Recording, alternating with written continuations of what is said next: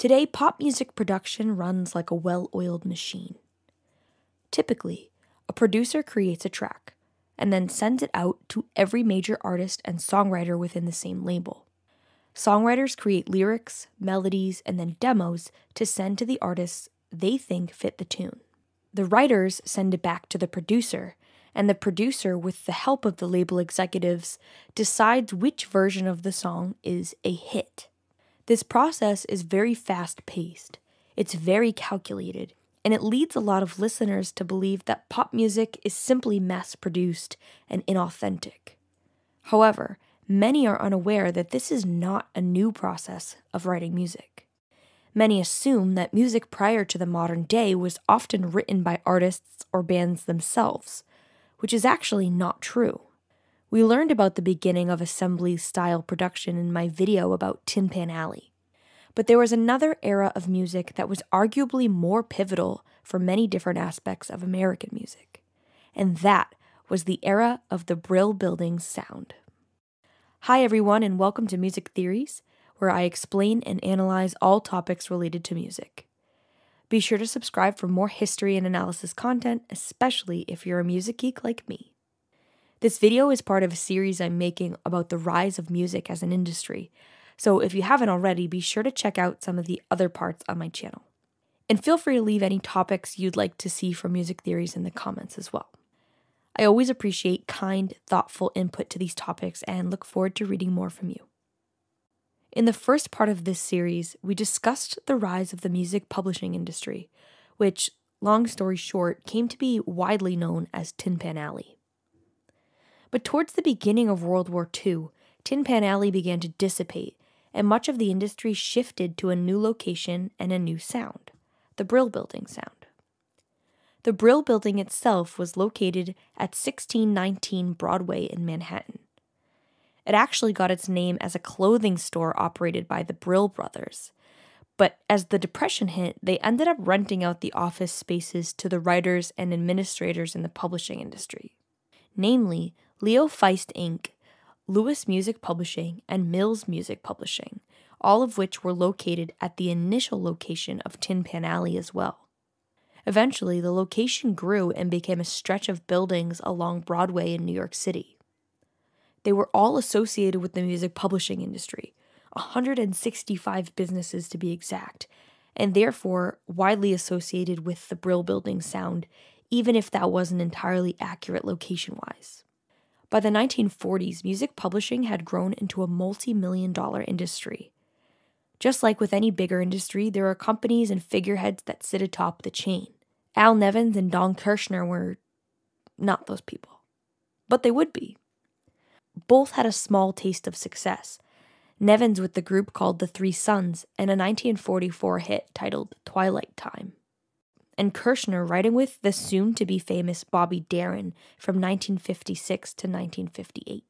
Nevins and Kirshner met in 1958, and Kirshner thought Al to be an established industry composer, musician, and recording artist. So he pitched him the idea for a publishing company that dealt exclusively in songs targeted towards a teenage demographic. He thought this venture to be extremely profitable for the two of them. Nevins took the bait, and together they started their own publishing company called Aldon Music. Get it? Al and Don. They found some office space to set up camp at 1650 Broadway in New York City, a few blocks down from the Brill Building, and literally while they were unpacking furniture in their new space, two young men walked into the building looking for work. Their names were Neil Sedaka and Howard Greenfield. The duo pitched 6 of their songs for Aldon Music, including Stupid Cupid, The Diary, and Calendar Girl. Aldon Music, thrilled with the talent of these young men, was looking to sign long-term contracts for them. Sedaka wasn't so naive. He negotiated a 3-month, 8-song contract with Aldon, and if they charted once, then they would sign a long-term contract. Now, I think one of the strengths of the publishing industry at this time was the networking that went on in the city. A lot of the bigger names in the industry were people who grew up together in New York, did school choir and music programs together, and whose parents knew each other. So Don Kirshner reached out to an old friend of his by the name of Connie Francis. In 1958, Francis had already had 2 top 40 hits on the charts, and Kirshner was able to have Sedaka pitch some of his songs for her. She chose Stupid Cupid, and it was released in October of 1958. It peaked at number 17. Sedaka and Greenfield signed with Aldon Music and were able to chart under Connie Francis twice more in less than a year. The next step for Aldon was to find more talent to sign. They signed Barry Mann, who already had tons of industry experience despite being only about 20 years old. They signed Jack Keller and Cynthia Weil, both of whom had prior experience. By 1962, Aldon had staffed 18 writers, none of them older than 26. This age group was perfect for achieving their goal to reach a teenage consumer. The majority of the writers signed were actually not brought on as teams, but eventually many of them teamed up organically, whether through suited personalities or workflow chemistry and success. Next, with his staffing in place, Kirshner was dedicated to building relationships with the record companies that were releasing the most successful songs, namely Columbia, Decca, and Capitol. They set up the office like any other office, with cubicles. But instead, each cubicle housed an upright piano, and their office workers spent their 9 to 5 hours writing and pitching music. The writers made $150 or less per week. They would critique each other, share work at the end of the day, and Kirshner would have the final say on whether or not the song was hit material. What was unique about this era was the method and the rate at which music was produced. We discussed the assembly line style production process used in Timpan Alley, but the Brill Building was next level. A song could be written, published, demoed, pitched, produced, recorded, and placed on the radio all within one building. This approach was fast, it was efficient, and it was profitable. It also gave the music industry the control they wanted in order to more or less predict and ultimately decide which songs and artists were trending. Without getting into the details too much, Kirshner also set up his company to own most of the rights of a song, so writers within Aldon Music were making more than the standard 2-cent royalty rate that was in place prior. He was able to do this by creating Aldon's own record label, Dimension Records. The staff writers worked hard, and it reflected on the charts. By 1962, Aldon and its neighbor companies were thriving. Aldon was cranking out some of the decade's greatest hits, mostly manufactured by the company's 3 all-star teams. Neil Sedaka, a 13-year-old piano student at the Juilliard School, and Howard Greenfield actually grew up as neighbors in the same apartment complex in Brighton Beach, Brooklyn. They met as teenagers. Introduced after Howard's mother Ella heard Sedaka playing Chopin on the piano and suggested the two of them write a song together since her son Howie was a poet. This began a 20-year partnership of Greenfield writing lyrics and Sedaka writing music. They made the rounds in the Brill Building complex as teens until they were directed to Aldon Music, which, as we know, signed them right away. Over their years with Aldon, they were known for songs such as Oh Carole, written about someone we're going to discuss in just a bit, Happy Birthday, Sweet 16, and Breaking Up Is Hard to Do, in addition to the hits mentioned earlier in this video. They continued to write together on and off until Greenfield unfortunately died in 1986. Barry Imberman also grew up in Brighton Beach, learning a bit of piano and writing songs for fun while he worked as a busboy in a hotel in the Catskills and went to school to be an architect.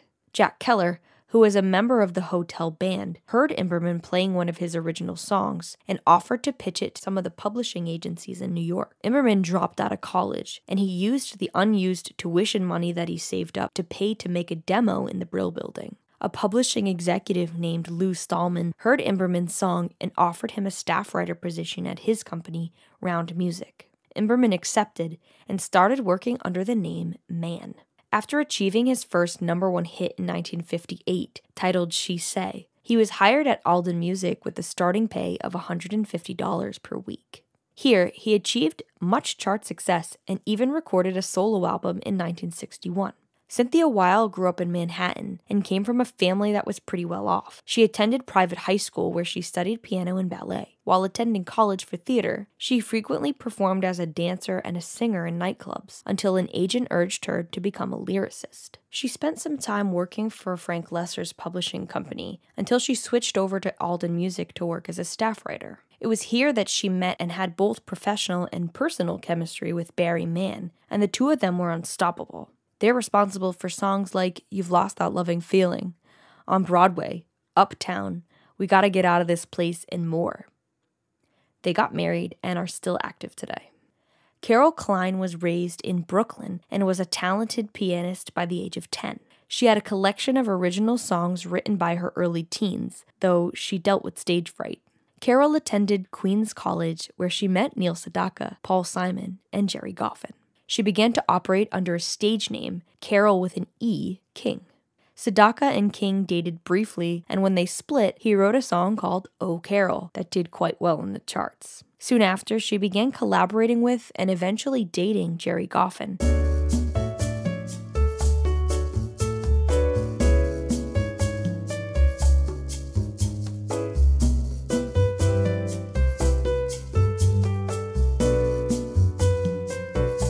Who became her long-term songwriting partner and husband.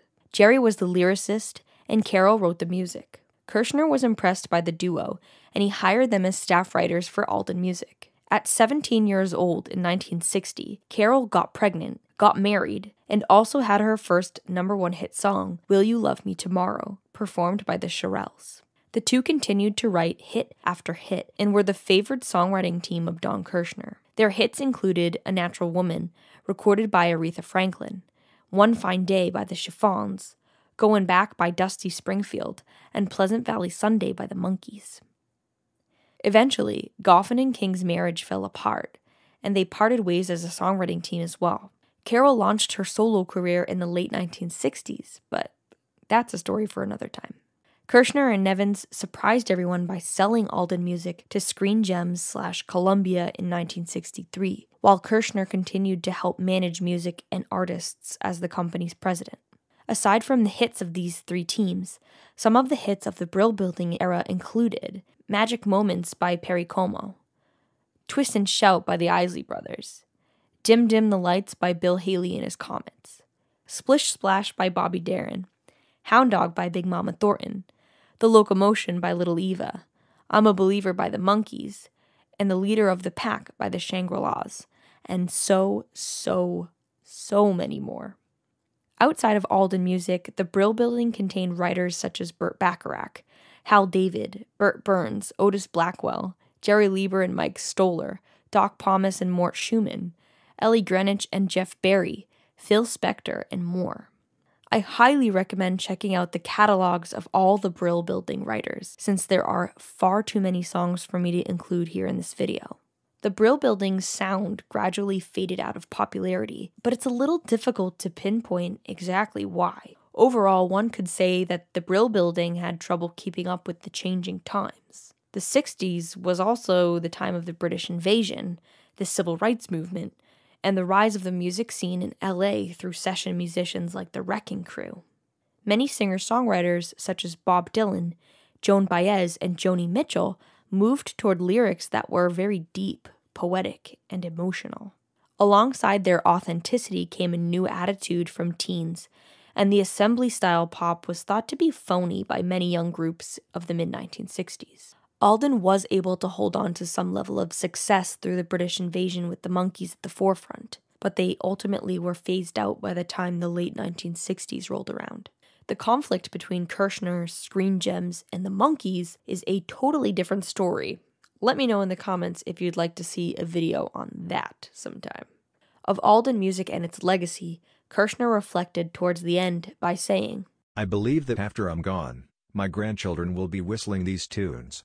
Whether they know that I publish them or not, they will be whistling these tunes the same as they do songs from My Fair Lady and Camelot, and these tunes will be part of American culture. They'll be used in movies and so on.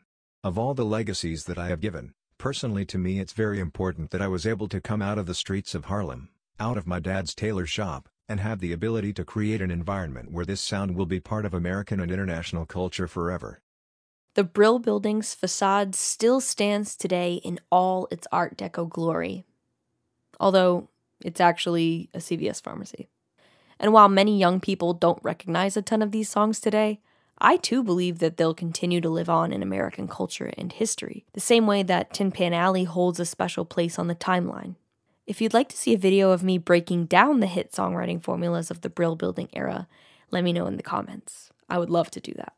At the very least, we can understand and also appreciate the influence that this industrialized pop had on modern-day production. If you liked this video, please be sure to give it a thumbs up and leave a comment down below. Also, don't forget to check out the rest of this series on the rise of music as an industry, and subscribe if you want to see the parts to follow. Thank you so much for watching, and I'll see you next time.